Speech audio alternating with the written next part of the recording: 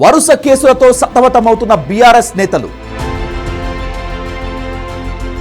మద్యం కేసులో కవిత arrest, jail నుంచి విడుదల. ఫార్ములా ఈ వ్యవహారంలో కేటీఆర్ పై ఏసీబీ ఈడీ కేసులు.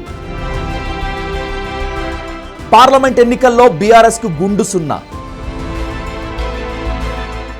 ఒక్కటంటే ఒక్క సీటు కూడా గెలవని గులాబీ పార్టీ అధికార పార్టీలోకి ఫిరాయిస్తున్న ఎమ్మెల్యేలు, ఎమ్మెల్సీలు. 2024లో బీఆర్ఎస్ పార్టీకి అన్ని అపశకునాలే ఎదురయ్యాయి. ఒకదాని తర్వాత ఒకటి వెంటాడాయి. బీఆర్ఎస్ పార్టీ ఆవిర్భావం నుంచి తెలంగాణలో ఓ వెలుగు వెలిగింది. అయితే ఇటీవలి కాలంలో ఆ పార్టీకి కోలుకోలేని దెబ్బలు తగులుతున్నాయి.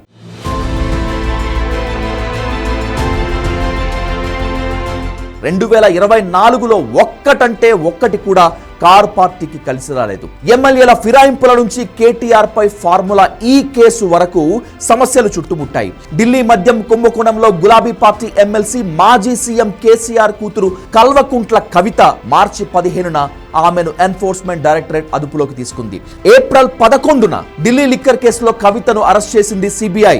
మొత్తం ఈ కేసులో 5 నెలల పైనే ఆమె తిహార్ జైల్లో గడిపారు. ఆగస్టు 27వ తేదీన జైలు నుంచి విడుదలయ్యారు. టీఆర్ఎస్ నుంచి అసెంబ్లీకి ఎన్నికైన శాసనసభ్యులు అధికార కాంగ్రెస్ లోకి క్యూ కట్టారు.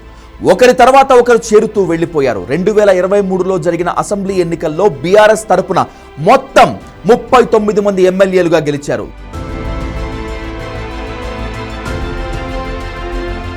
వీరిలో దానం నాగేందర్, కడియం శ్రీహరి, తెల్లం వెంకట్రావు, పోచారం శ్రీనివాస్ రెడ్డి, డాక్టర్ సంజయ్ కుమార్, కాలే యాదయ్య, బండ్ల కృష్ణమోహన్ రెడ్డి, ప్రకాష్ గౌడ్, మహిపాల్ రెడ్డి, అరికపూడి గాంధీ హస్తం గూటికి చేరిపోయారు.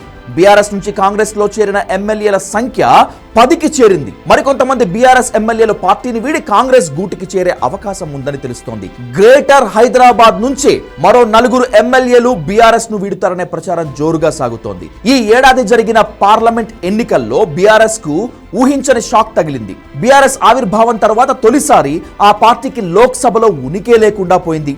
మొత్తం 16 లోక్సభ స్థానాల్లో పోటీ చేస్తే ఒక్కటంటే ఒక్క సీటు కూడా గెలవలేకపోయింది. చాలా చోట్ల 3వ స్థానానికే పరిమితం అయిపోయింది.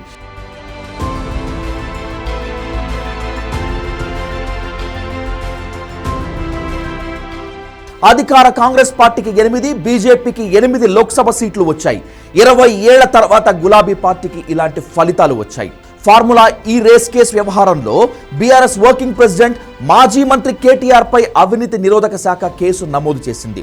ఫార్ములా ఈ కేసులో A1 గా KTR, A2 senior IAS officer Arvind Kumar, A3 గా బిఎల్ఎన్ రెడ్డిలను చేర్చింది ఏసీబీ.